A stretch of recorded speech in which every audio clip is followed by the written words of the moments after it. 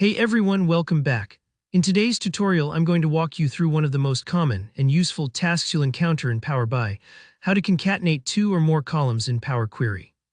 By the end of this video, you'll know exactly how to combine multiple columns like first name, last name, and middle name into a single column, a skill that can really help tidy up your data and make your reports so much easier to read.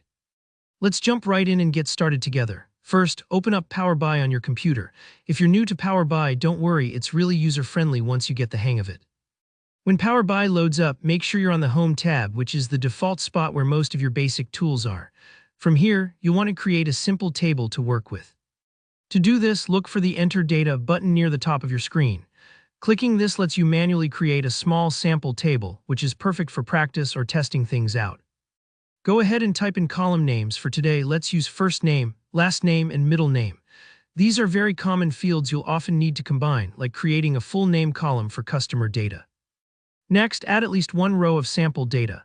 For example, you could use Jane for first name, Doe for last name, and maybe A for middle name. This is just to have something to work with so you can see the changes as we go. Once you're happy with your sample, hit Load to add the table into your workspace.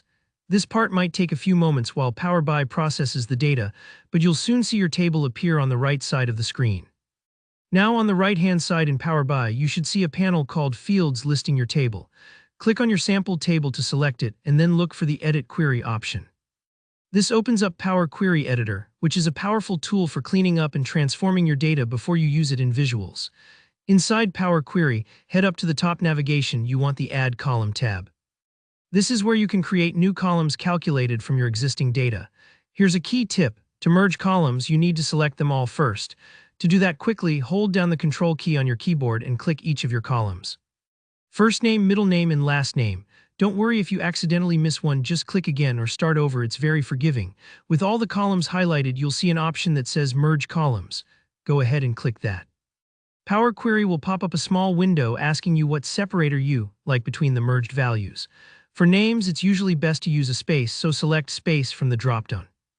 If you wanted something else like a comma or a hyphen, you could choose that too. Just think about how the final result will be used.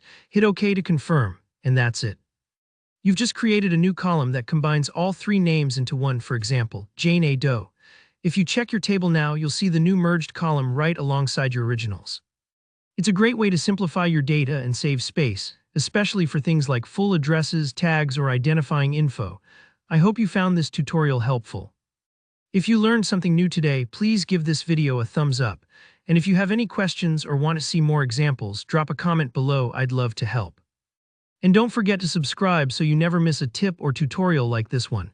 Thanks for watching and see you next time.